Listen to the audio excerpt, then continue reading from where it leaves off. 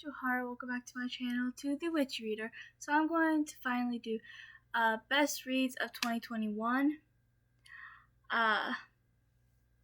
So yay! I'm so excited because I want to gush about a couple books I read for the first time and fell in love with.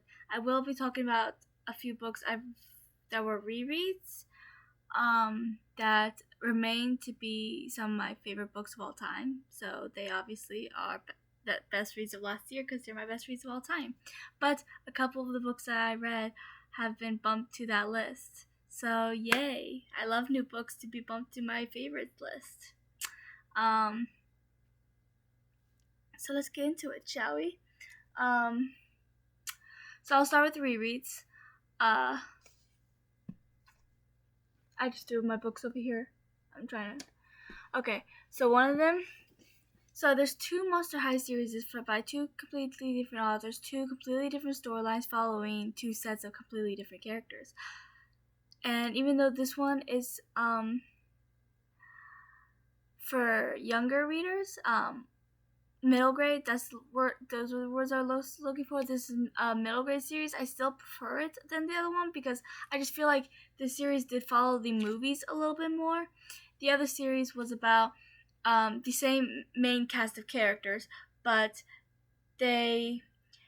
Monster High hadn't been created yet. I wouldn't say it follows but it doesn't follow the reboot either because the reboot Monster High wasn't created yet either. This one, they aren't in hiding. I mean, they are, but they're still surrounded by normies. They just hide their monster aspects to try to look like they are normies too. Normies are humans, for those of you that aren't familiar with Monster High. But it's still good, and I still love it. I rated it, 4 stars, I think. I know I didn't rate it lower than 4 stars. Maybe it was a 5-star read. I don't remember. It's been a while. But this series remains to be my favorite out of the Monster High book series. The Monster High has already been created, obviously, and all the characters are basically the same that we get to meet them. It doesn't follow the main monsters that it follows for the majority of the movies. It follows Venus, Rebecca, and Rochelle, and there were a couple monsters that the author created, like Sai, who helps the ghouls and becomes one of them, and I love him, and I feel like he doesn't get half the love and appreciation he deserves. He's a cinnamon roll and needs to be protected. I'm a huge Sai fan, if you cannot tell. But out of these 3 ghouls, Rochelle's probably my favorite. I liked her in the movies and I like her in the books. But basically what happens is that it's their first day at school at Monster High, and it's also this new teacher's first day, Miss Flapper. I almost forgot her name. Mrs. Flapper. She is supposed to be the Dragon Whisperer, so she's teaching this whole new class for Jasper. I tried to mix Dragon and Whisper. Okay. Dragon Whispering 101. That's what I was trying to say. But something is wrong with these students that are taking her class, and the 3 of them and Sai realize that something's wrong with it, and they realize, and after spoilers, I should have said at the beginning of this video because I don't do spoiler-free videos because I get really ranty. But they find out that after some trying to uncover the secrets, they find out she's not a dragon whisperer, she's a monster whisperer. So they have to try to find out how to break the spell of the monster whispering and stuff. There's 4 books in the series, and she is the main villain in the series. But at the end of this book, she claims that she was under a spell too, and 3 ghouls and Sai obviously don't believe her like everyone else does. So the other 3 books are about them trying to uncover her big plot and what she's doing, and trying to prove that she isn't the innocent person she claimed to be. The monsters even begin missing, and they started blaming the normies because there was notes saying that the normies did it, but the ghouls inside didn't believe it, so they started trying to uncover the mysteries and the secrets, and it's really good. If you're a Monster High fan, even if you haven't seen the movies, which you should, by the way, because Monster High is one of my favorite animated movies of all time, but you should read these books because they're really good. They're an easy read. There's just 4 of them, and they did kind of leave the 4th one off Miss Flapper was, well, actually, technically, she wasn't caught because she escaped, but, they did kind of leave it off for a potential of a 5th book, which I really wish they would have made, but they never did. But never say never. It could always still happen. You know, some people make an extra book in the series years down the line, so hope's not gone yet. I don't know, maybe I'll make a fan fiction of what I want to happen in the 5th book. Now I kind of want to do that. I'll keep you updated. Okay, so that book's down. This, I think I forgot one of my books that I wanted to talk about. Oh well, I'll just name it. This is the Skinjacker Trilogy. It's the first one. This series is so good. So in the very first chapter, the 2 main characters die. Some way to start off a trilogy, right? That's definitely a opening, like an eye grabber, whatever you want to call it. My mind. Something that you would do? Why do I feel called out? You're very called out. I don't like you. I'm okay with that. Ignore the woman behind the screen. Did you get my reference? I changed a few words to make it make sense, but did you get my reference? Uh-huh. Okay. I didn't think she would get it. Love you. Okay, so moving on. So Allie and Nick are both in separate cars when the 2 cars crash, and they wake up 9 months later in Everlost, which is the land in between life and death, where when you don't quite get to the afterlife, or whatever you want to call it, the next stage in the whatever. So they're dead. They end up meeting Mary Hightower. I'm going to try my hardest not to get into an entire rant about how much I hate her, because I'm trying to keep this positive. But Mary Hightower is my least favorite book character of all time. And yes, she surpassed Umbridge, and I didn't think that was possible. But she managed it. And I hate her so much. So let's move on before I get into a whole rant, because every time she's brought up in a conversation, I get ranty. So we're going to try to keep this, at least the hateful rant part, out of this. No promises, because I hate her a lot. She's very manipulative, and I'm not doing so good not ranting about her. Okay, but Nick is my favorite character. I do love Allie too. But she can be a bit bossy. And yeah, but I still love her. And my favorite ship on here is Allie and Mikey. But anyways, there's an enemies to lovers. That's the enemies to lovers, but it's really cute and I love it. So,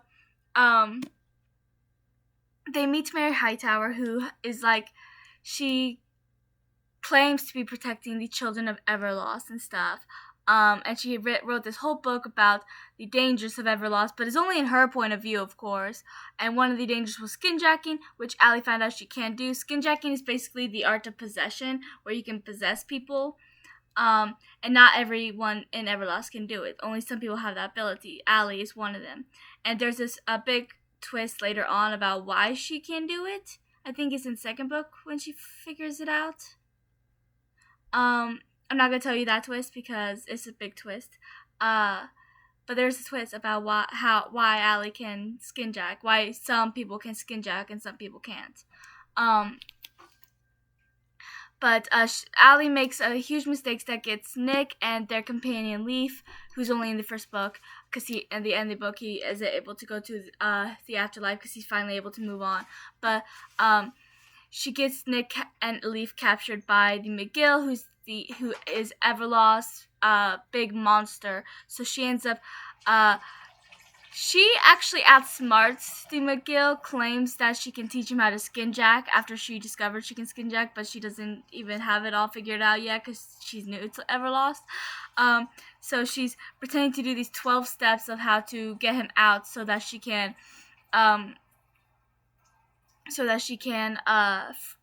figure out where he's keeping Nick and Leaf and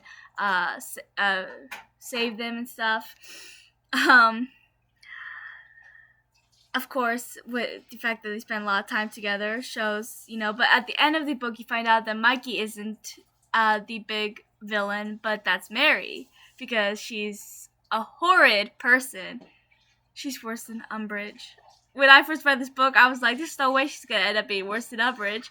I was proven wrong. So, yeah. But Nick is in love with her, and even when Nick ends up being on opposite sides of the war, because Nick ends up because after this book, Allie and Nick have kind of different storylines until the last book. But Allie is hanging out with Mikey, and they meet some other skinjackers that she starts hanging out with, which causes complications in their relationship. But Allie, she's trying to go home, because even though people keep warning her that if she goes home she might not like what she sees, but she had to know that her dad was alive because he was in the accident with her. So she is insistent on going home, and then Nick is on opposite sides of this war with Mary because he is trying to free all these people from Everlost, trying to get them to move on and stuff if they can, because everyone, when they come to Everlost, they come with this coin.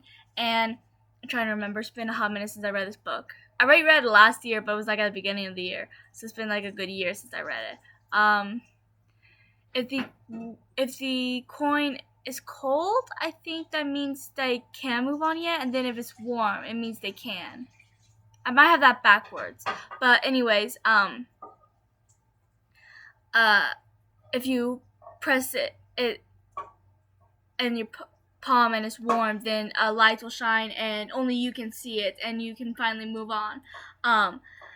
So he's trying to, even the ones who aren't ready to move on, who have some unfinished business, he's trying to tell them to keep their coin ready with them for when they are ready to move on, and to stay away from Mary, because she will try to keep them to stay.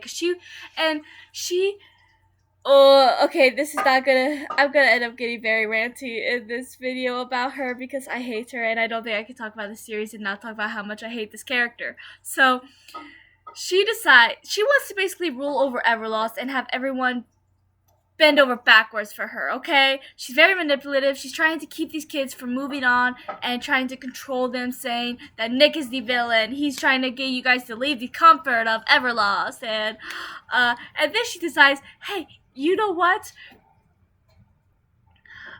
Ruling Everlost is not enough. So there's also, to understand this, you have to understand that there's these dead spots. And if you are a ghost in Everlost, you sink to the center of the earth, and if you can't get out. You're stuck there for eternity. Only one person has ever been able to claw their way out of it. But if it's a dead spot, like let's say there's this forest that burned, then even if they remake the forest, it's considered a dead spot. So basically, if a big tragic thing happened in that spot, it's considered a dead spot. Even if they rebuilt it and it looks better and no one even knows what happened there anymore, it's still a dead spot. Mary's if I remember correctly, Mary's hideout is the Twin Towers, where the Twin Towers stood, because it's a huge space for her to keep all of her children. So Mary decides she wants to make the entire world her Everlost. So she decides to try to cause these huge accidents that would turn that place into a dead spot that will kill thousands of people, so that she can rule over literally everyone in existence and have the entire world as her Everlost. Can you see why I hate this girl? I hate her. Ugh. If you cannot tell, I hate Mary Hightower.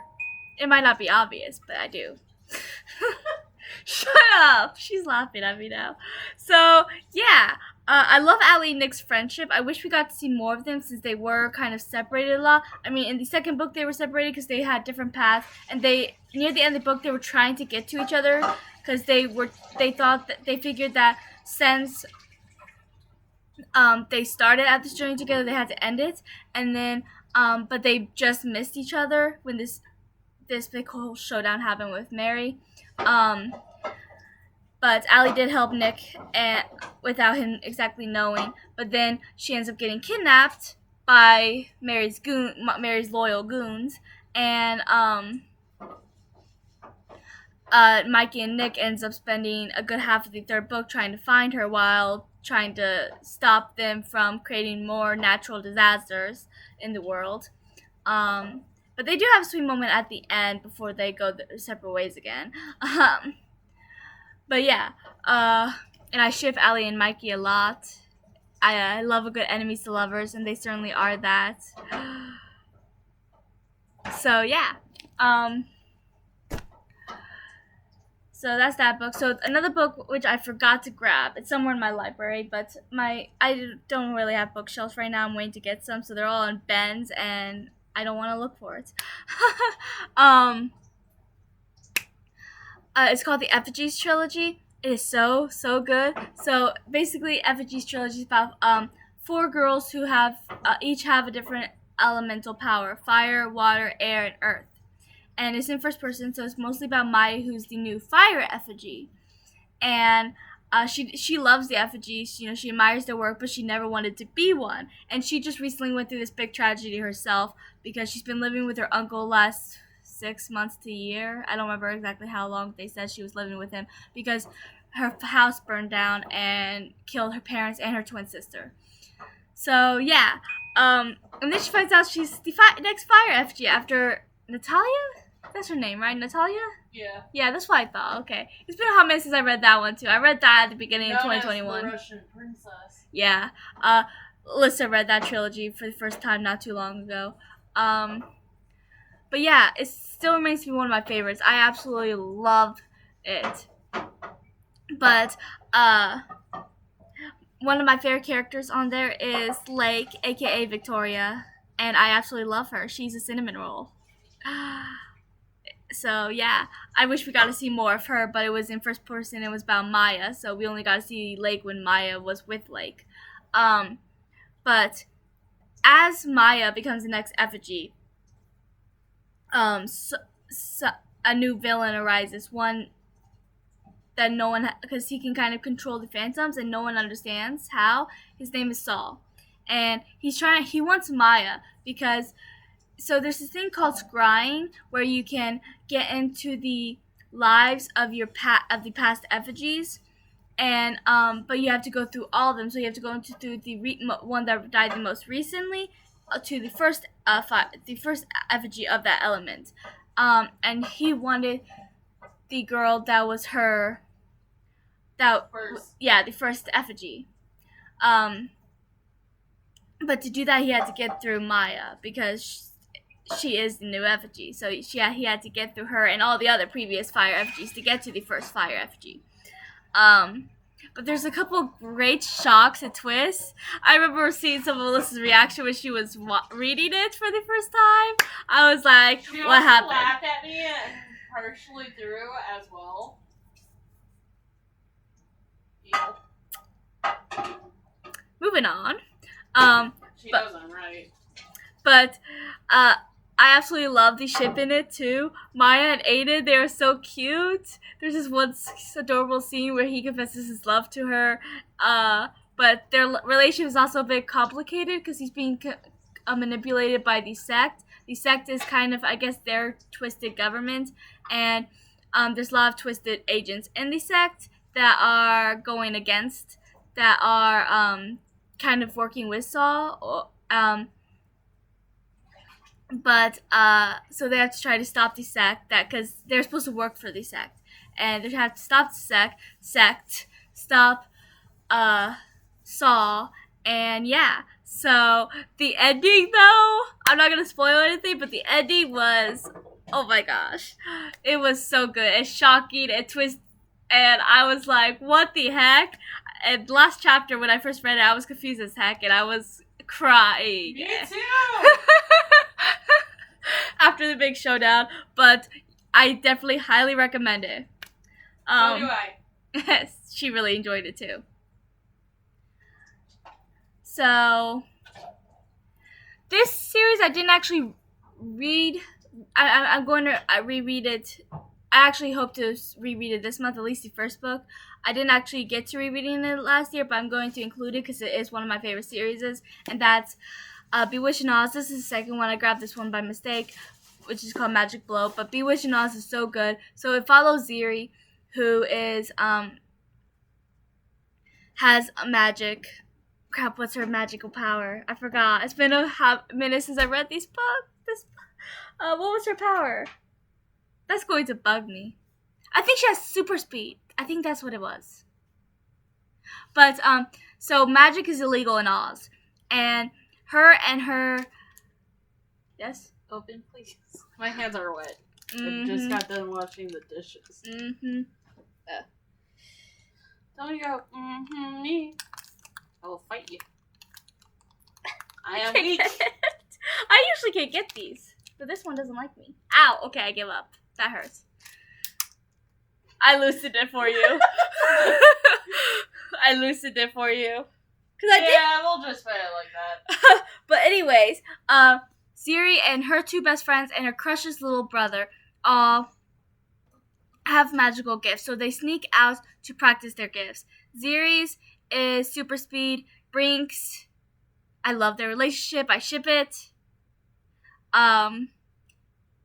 Brinks is illusions.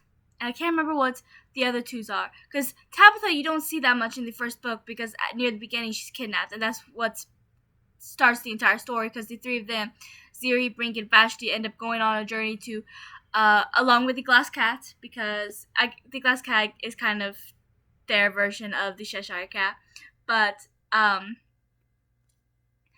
ends up going on a journey to save Tabitha and stop and find a way to make magic legal again. And Ziri is such a great protagonist. I mean, she was, the only thing that really annoyed me about her was the fact that she was a little bit boy crazy and she got jealous easily, I think.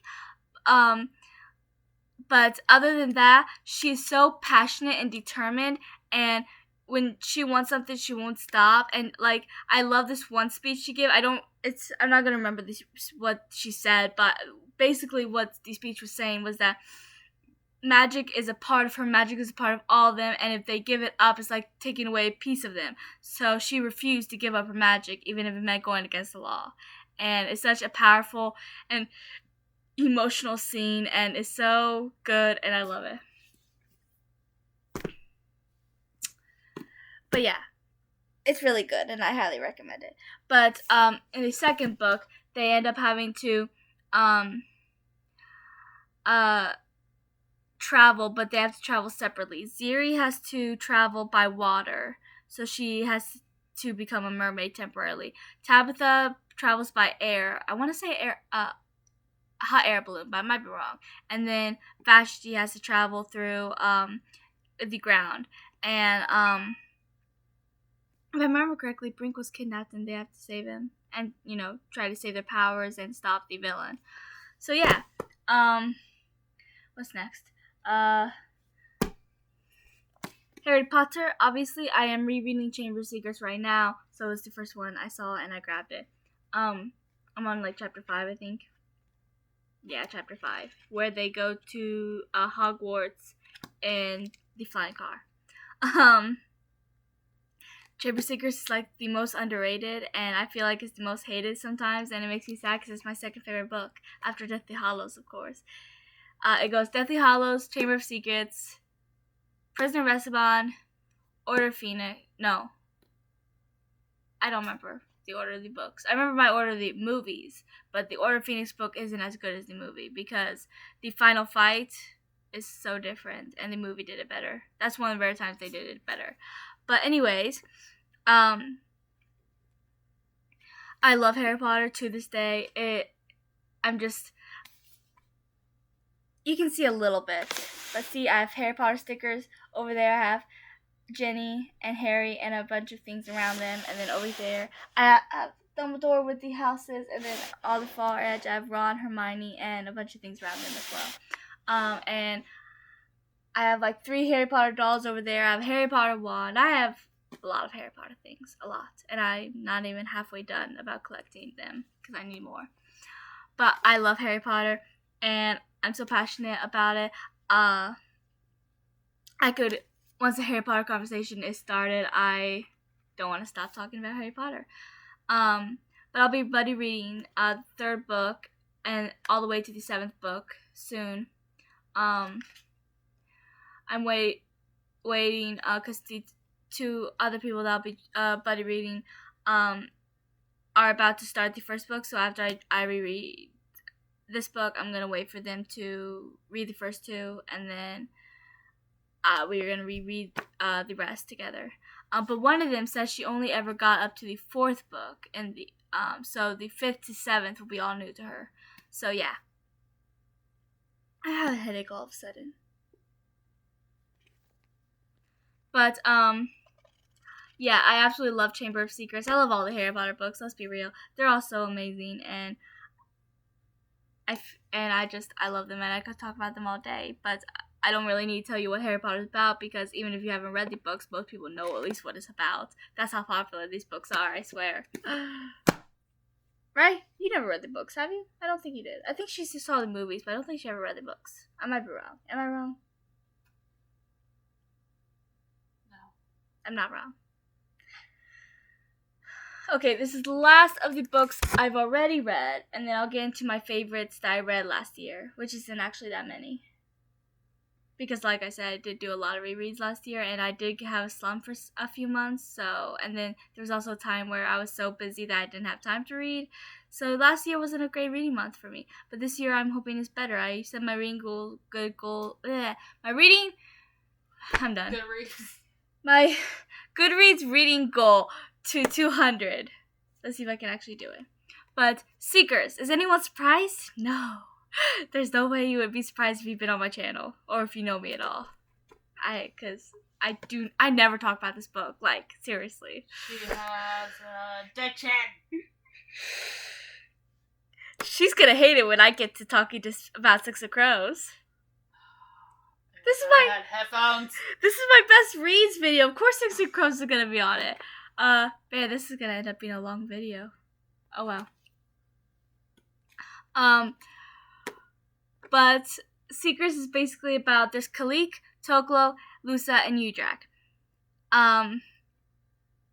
So Kalik, her mom dies and she gets separated from her brother. So her journey up until she meets the other bears is trying to find her brother, because that's all, he's all she has. So Toklo, his brother dies, and then his mother abandons him because she can't bear to watch another cub die, because you find out that before Toklo and Toby, she had another set of cubs that died, so she couldn't bear to watch Toklo die too, so she left.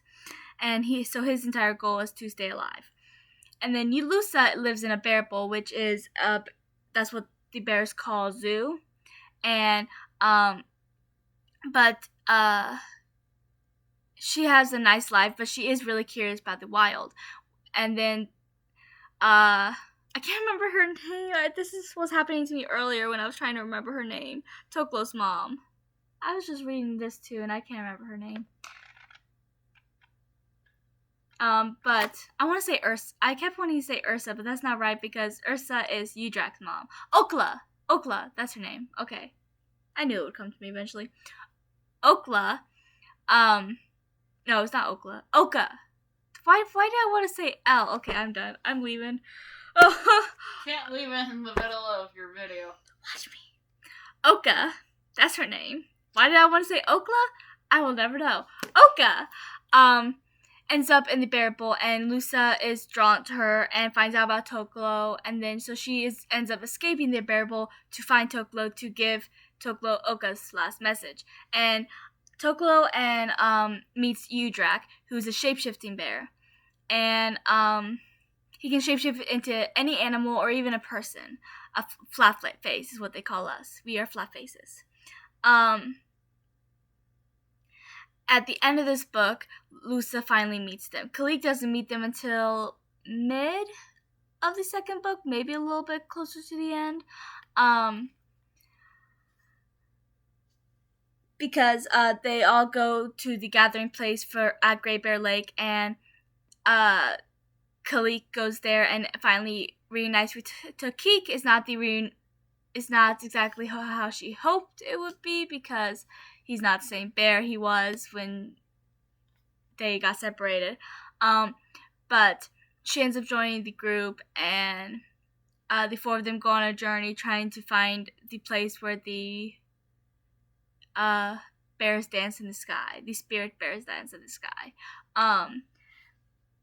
So they go on a journey together trying to survive, and the main important thing, there is some couple things romance in the later ones. In the 6th book, Khalik meets Yokon, who ends up joining their group for the 2nd arc. And I've shipped them, they're my favorite couple. And then Toklo doesn't meet Ayana until near the end, and Lusa does meet Miki in the 2nd book, but they start out as friends and they don't become something more until near the end, because you don't even see Miki again for several more books, but then they see each other again near the end in like one of the last books.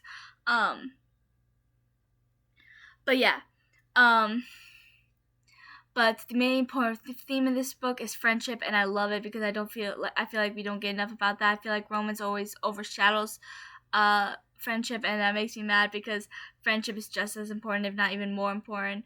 And I just love how this series focused on the friendship of the bears more than the little romance that is sprinkled on it later on.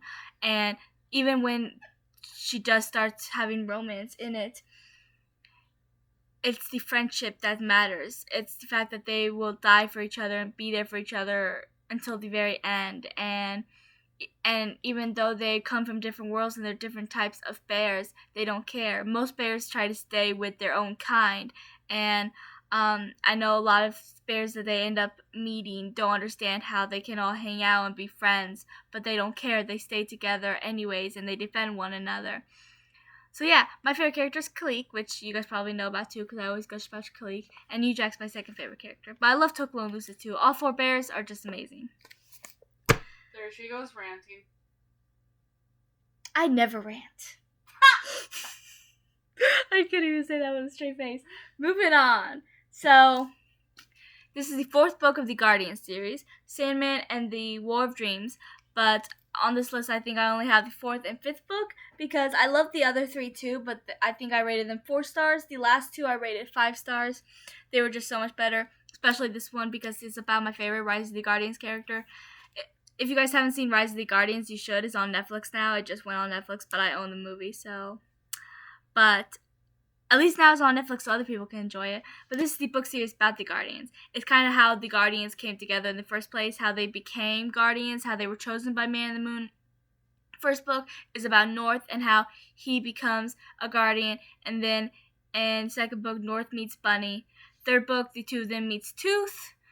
And then 3 of them meet Sandy in this one, and then the 4th one's about Jack Frost. The end becomes the beginning.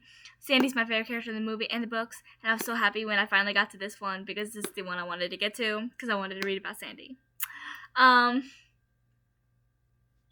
But Sandy, Tooth, and Bunny are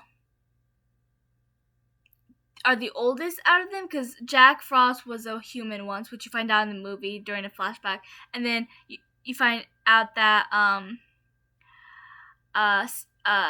North was a human once. Sandy is the oldest out of all of them, and he already knew Man in the Moon, and he actually knew the villain Pitch before he was Pitch Black, but back when he was just a human. And he even befriended his daughter at one point. But Bunny is really old too. And Tooth is actually half human. One parent is human and the other is a fairy. So that's how Tooth is Tooth. But yeah. But Sandy's the best character, and I absolutely love this. And I loved how he knew about. I like the fight at the end where Sandy ends up having to save. I can't remember the girl's name now. She's friends with the Guardians. It's really close. She's really close to what's his name? I can't remember his name either. Catherine, that's her name. Nightlight is his name. Okay. But Sandy has to step in to save to go against Pitch because he's the only one in the movie. You can even see it. I mean, you see that Jack is pretty powerful too, and he does hold his own against Pitch. But Sandy is the most powerful. You see it in the fight, the showdown between him and Pitch. He is just so powerful, and Pitch kind of mimicked Sandy's powers with the sand, except made it dark sand instead of light sand. And Sandy could have totally beat Pitch if he wasn't, fighting alone with Pitch's army. Because, let's be real, no one man can do this. But of course he's no ordinary man. He is Sandman. And I love him. He doesn't speak. He speaks through his little sand things over his head, and his reactions, oh my gosh, his reactions to people are the funniest thing ever. He's just like his reactions are a total mood. He could just give you this death glare that makes you step back. He looks all sweet and innocent, but no, he could kill you if he wants. I love him. That's my mom and I always argue about which Guardian's best. She always says Jack Frost. I always say Sandy. And then with the Ninja Turtles, we always fight over that too. Because she says Mikey's the best, and I always like Raph's the best. Because Raph is the best. Moving on. Next is Shadow and Bone. I was anticipating this because I really wanted to watch the TV show. And so I finally read this trilogy, and I did enjoy it. I rated them 5 stars. The first and second books, I almost rated 4 stars because they weren't top notch. But the endings of both books were just so amazing, they bumped them up 5 stars. I don't know, they might be more 4.5 stars. But Goodreads doesn't have that option. But the third book was definitely amazing. I read that in a day. No joking. I started it and finished it in the same day. Because that one I got really into. But the trilogy is really good. I'm sure with how popular Shadow and Bone has gotten recently that you guys all know what Shadow and Bone is about. It's really good. I'll talk about Six Crows in a minute. Because Six Crows... favorite non-reread of the year. So this is the second book in the Shadow Realm Chronicles by Nancy Ann. It's a self-published book. It's really good. I read the second and third one this year. I don't remember if I read the first one this year or if it was like at the end of last year. But anyways, I loved all 3 books. I rated them all 5 stars. They were all really good. My mom is reading the third book right now, and Alyssa just started the first book. So I'm getting everyone into this series apparently. But it's really good. Many years ago, darkness tore apart the worlds. They called it the Great War, for it was massive and involved all the realms of all the worlds. Enemies on all sides grew their armies for battle, and in anticipation of heavy casualties. After foreseen bloodshed occurred, new allies were created, and former alliances were destroyed. First book is called Maeve because it's about Maeve. She becomes a vampire, but she still has vampire urges, and she is more dark now that she's a vampire, but she still has her soul, which most vampires don't, and that's because she wasn't a human when she became a vampire. She was a fairy, so that fairy part stuck with her when she got turned into a vampire. Then the second one's called Matthew, and it's about Maeve's grandson.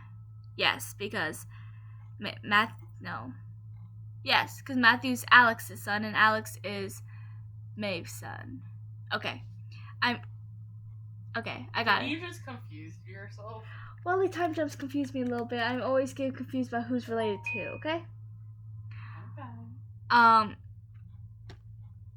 But him and his wife were attacked, and he was killed, and the Shadow King, who wants Maeve, has taken control of him, even though he is her grandson, and she would never forgive him for that. But you don't see Maeve that much in this book, but she does come back near the end, which I like because Maeve's my favorite character. And then, and the third book is called Justin, and Justin is a prequel technically. Like what happens in the prequel happened like just before the events of Maeve. But Justin is he's adopted, but he's Matthew's biological son. So yeah. But reading Justin was interesting. It was different. It wasn't as dark as the first two books. Don't get me wrong, I love it. But the first two books were a little bit dark. Considering, it's called the Shadow Realm Chronicles, so there has to be some dark elements with shadow in it. But it was about how Justin and his friends met, and how Justin felt, I can't think of the right word, inadequate maybe I don't think that's the right word, I don't know, but he felt unimportant because his group of friends all have powers, but he doesn't. But yeah, but I really enjoyed reading these, and I can't wait for the fourth book, which I think she said was with her editor. I talked to the author. I know her. I mean, I've never met her in real life, but we're online friends, and yeah. I think she said her fourth book is with the editor, and she's writing her fifth book. I might be wrong, but I'm pretty sure that's what she said. And then this is also a self-published series, which I know the author as well. It's called The Exile of Shade and Shadow. The third book just came out, and I can't wait to buy it because I'm so intrigued, especially since the characters from the first book come back, and I love them. They're my favorite characters, and I love their friendship, which is another thing. Which I love this. Like, this has the same element of Seekers because it is mostly about friendship. It does. I mean, the first book didn't really have romance at all, except for I think it showed Astra's brother and his wife a couple times. But other than that, in the second book, it showed that that one guy and his wife. I can't remember their names now. It's been a hot minute. But this is after the Great War is over. Astra has lost control of her powers, and she's kind of having anxiety and panic attacks. At least that's how I perceived it. Because she doesn't think it's actually over. She doesn't think the villain is actually dead, even though she was the one that supposedly killed him. She swears that he somehow survived, and so she gets exiled, and she ends up going to Luco's kingdom, and they do not get along, okay? But they end up going to Luco's kingdom, where I might be pronouncing that wrong, I don't know. And she's trying to find evidence of the fact that Tyron, I think that's his name, right? I read this like at the beginning of last year. Tyron is alive. But she does find out some disturbing secrets about Luco. But because they're forced to spend so much time together, they get closer, and I love their friendship so much. But yeah, I really enjoyed reading this. It was so good. The second book was really good too. I rated it 5 stars as well. It's not as good as the first book, mostly because my favorite characters are Astra and Luco, and I love their friendship, and they weren't in the second book, but I loved Bei as well. I loved her. The main characters of that was Bei and Sven. I think that was his real name. I can't remember what his alias was, that he went with at most of the book. But the second book was really good as well. But in the third book, Astra and Luco come back, which I'm so happy about, and I can't wait to read it.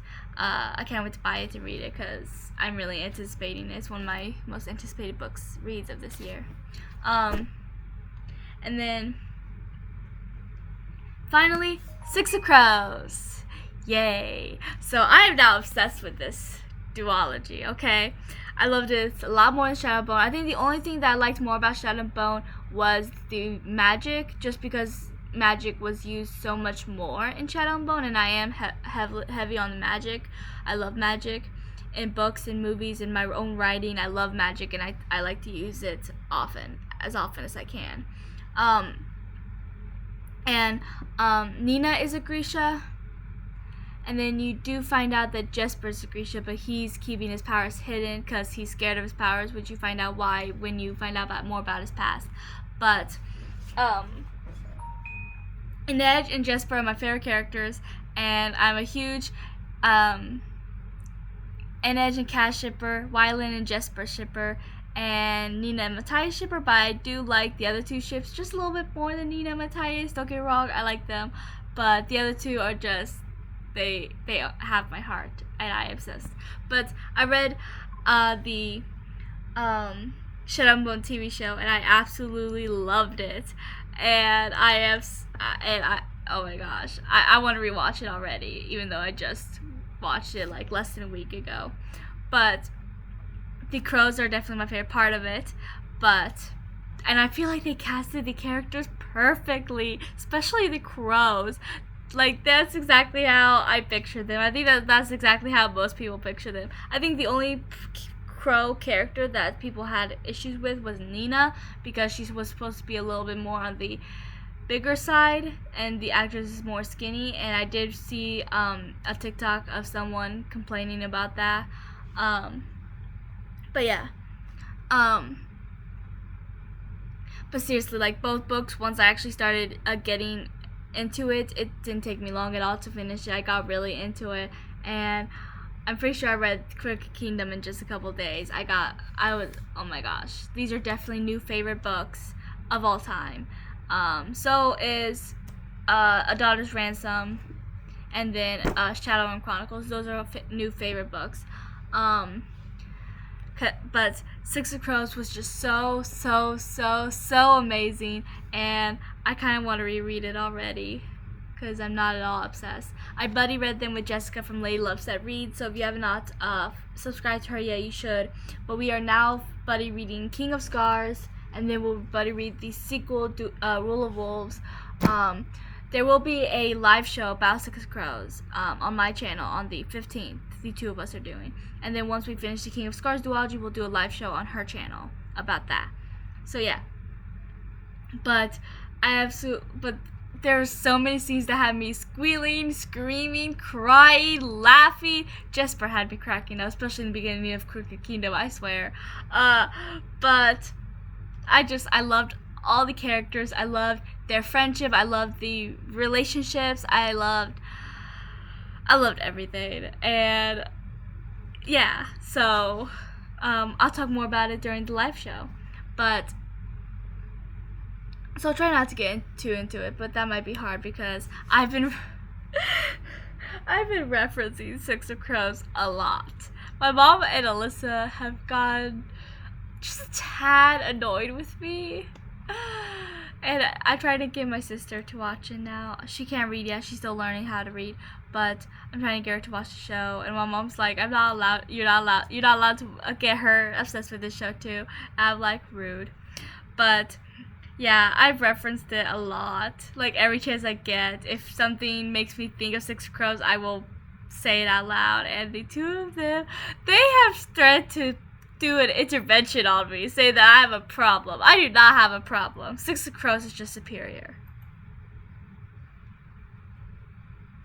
She's giving me a look. Hi. You have an addiction. No, I don't. I'm good. Okay, that's all for this video. You need rehab. There is no rehab for Six of Crows. Six of Crows is a lifestyle. It is not an addiction. Moving on. You need. Please like and subscribe and comment your favorite reads of 2021 and if you read any of these. And comment if she needs rehab. I was gonna do more in this video, but now this video has gone so long. I don't know. I wanted to do more of this video. I was gonna do like best siblings, best friendships, best couples, best characters. I'll just make a part 2. True. So that's all for this video, because this video has gotten kind of long. Longer than I wanted. But, oh well. So that's all. And comment down below that tell Alyssa that Six Crows is a lifestyle, not an addiction. She has an addiction. If you've read Six Crows, you understand. Because Six Crows is superior, and I'm sure you all agree.